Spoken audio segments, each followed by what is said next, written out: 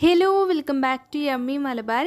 ഇന്ന് നമ്മൾ വളരെ ടേസ്റ്റി ആയിട്ടുള്ള ചോക്ലേറ്റ് ഹൽവൻ്റെ റെസിപ്പിയാണ് ചെയ്തെടുക്കുന്നത്. ചോക്ലേറ്റൊക്കെ ഒരുപാട് ഇഷ്ടമുള്ളവർക്ക് എന്തായാലും ഇഷ്ടമാകുന്ന റെസിപ്പിയാണിത്. വളരെ സിമ്പിളാണ് ചെയ്തെടുക്കാനായിട്ട്, കൂടുതൽ ചേരുവകളൊന്നുമില്ല. അപ്പം നമുക്കൊട്ടും താമസിയാതെ വീഡിയോയിലേക്ക് പോകാം. അതിന് മുന്നേ ആയിട്ട് യമ്മി മലബാർ ആദ്യമായിട്ട് കാണുന്നവരുണ്ടെങ്കിൽ ഒന്ന് സബ്സ്ക്രൈബ് ചെയ്യണേ. അപ്പോൾ നമുക്ക് വീഡിയോ കണ്ടാലോ.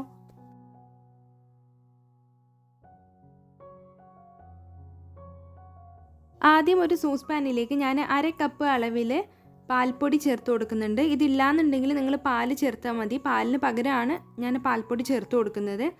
അപ്പോൾ 1/2 കപ്പ് പാൽപ്പൊടിയും 1/4 കപ്പ് പഞ്ചസാരയും 2.5 കപ്പ് വെള്ളം കൂടി ചേർത്ത് കൊടുക്കാം. അപ്പോൾ എല്ലാ ഇൻഗ്രീഡിയൻസും അതിന് അളവും ഞാൻ ഡിസ്ക്രിപ്ഷൻ ബോക്സിൽ കൊടുക്കുന്നുണ്ട്. നിങ്ങളത് പോയിട്ട് ചെക്ക് ചെയ്താൽ മതി. എന്നിട്ട് നന്നായിട്ടൊന്ന് മിക്സ് ചെയ്ത് കൊടുക്കാം. അപ്പോൾ പാലുണ്ടെങ്കിൽ നിങ്ങൾ ഈ വെള്ളം ചേർത്തതിന് പകരം 2.5 കപ്പ് പാലും 1/4 കപ്പ് അളവിൽ പഞ്ചസാരയും ചേർത്ത് കൊടുത്താൽ മതി. പഞ്ചസാര ഇതൊരു മീഡിയം മധുരമാണ്. ഇനിയിപ്പോൾ നിങ്ങൾക്ക് നല്ല മധുരം വേണമെങ്കിൽ നിങ്ങൾക്ക് 1/2 കപ്പ് വരെ ചേർക്കാം.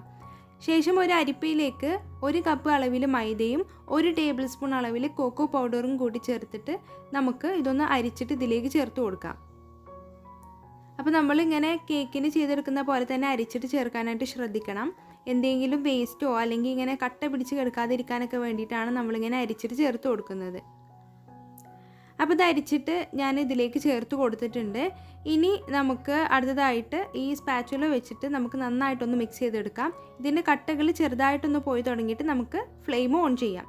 ഇതിലേക്ക് ഞാനിതാ ഈ ഒരളവിൽ ചോക്ലേറ്റിൻ്റെ ബാർ ചേർത്ത് കൊടുക്കുന്നുണ്ട്. മിൽക്കി ബാർ ഇല്ലേ, അത് ചേർത്ത് കൊടുത്താലും മതി. ഇനിയിപ്പോൾ അതില്ലാന്നുണ്ടെങ്കിൽ ഏത് ചോക്ലേറ്റും, ഡാർക്ക് ചോക്ലേറ്റോ മിൽക്ക് ചോക്ലേറ്റോ നിങ്ങൾക്ക് കിട്ടുന്ന ചോക്ലേറ്റൊക്കെ ഇതിലേക്ക് ചേർക്കാം. മാത്രമല്ല ഇപ്പോൾ നിങ്ങളുടെ കയ്യിൽ ന്യൂട്ടല്ലയൊക്കെ ഉണ്ടെങ്കിൽ അത് ചേർത്താൽ ഒന്നുകൂടി ടേസ്റ്റ് നന്നായിരിക്കും. ഇനിയിപ്പോൾ അതില്ലാന്നുണ്ടെങ്കിലും കുഴപ്പമില്ല. ഇപ്പോൾ ഈ ചോക്ലേറ്റ് ചേർത്ത സ്റ്റെപ്പ് നിങ്ങൾക്ക് ഒഴിവാക്കിയാലും മതി.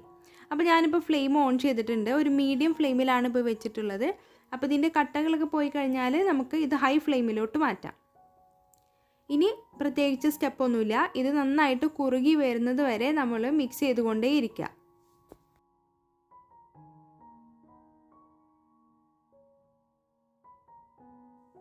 അപ്പോൾ നമ്മുടെ ബാറ്റർ ഇതാ ഇവിടെ തിക്കായി വരാൻ തുടങ്ങിയിട്ടുണ്ട്. കണ്ടിന്യൂസ് ആയിട്ട് മിക്സ് ചെയ്തുകൊണ്ടിരിക്കണം. നമ്മളിപ്പോൾ ഹൈ ഫ്ലെയിമിൽ ഇടുകയാണെങ്കിൽ നമ്മൾ കൈ വിടാതെ ഇളക്കിക്കൊണ്ടേയിരിക്കണം, അല്ലെങ്കിൽ ഇത് അടിയിൽ പിടിച്ചു പോകും.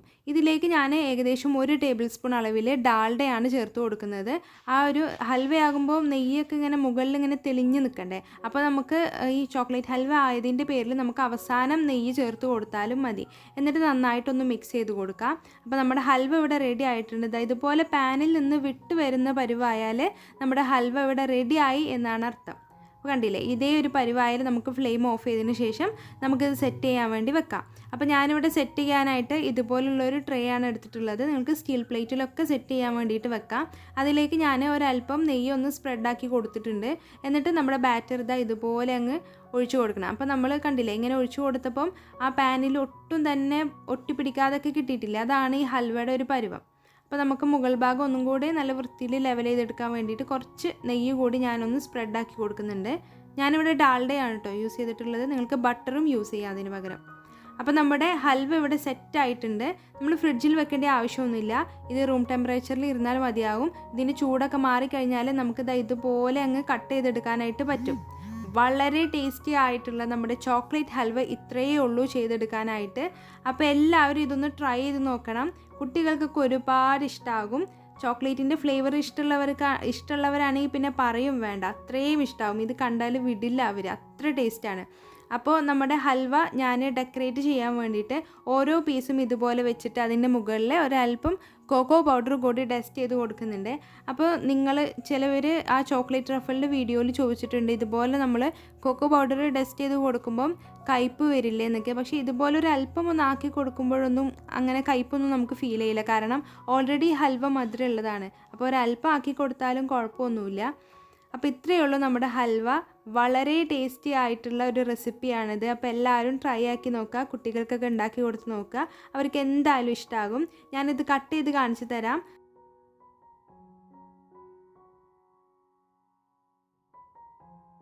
അപ്പോൾ ഇന്നത്തെ റെസിപ്പി എല്ലാവർക്കും ഇഷ്ടമായി എന്ന് വിശ്വസിക്കുന്നു. വീഡിയോ ഇഷ്ടമായാൽ എല്ലാവരും ഒന്ന് ലൈക്ക് ചെയ്യണം, ഷെയർ ചെയ്യണം. ചാനൽ ആദ്യമായിട്ട് കാണുന്നവരുണ്ടെങ്കിൽ സബ്സ്ക്രൈബ് ചെയ്ത് സപ്പോർട്ടും ചെയ്യണം. താങ്ക്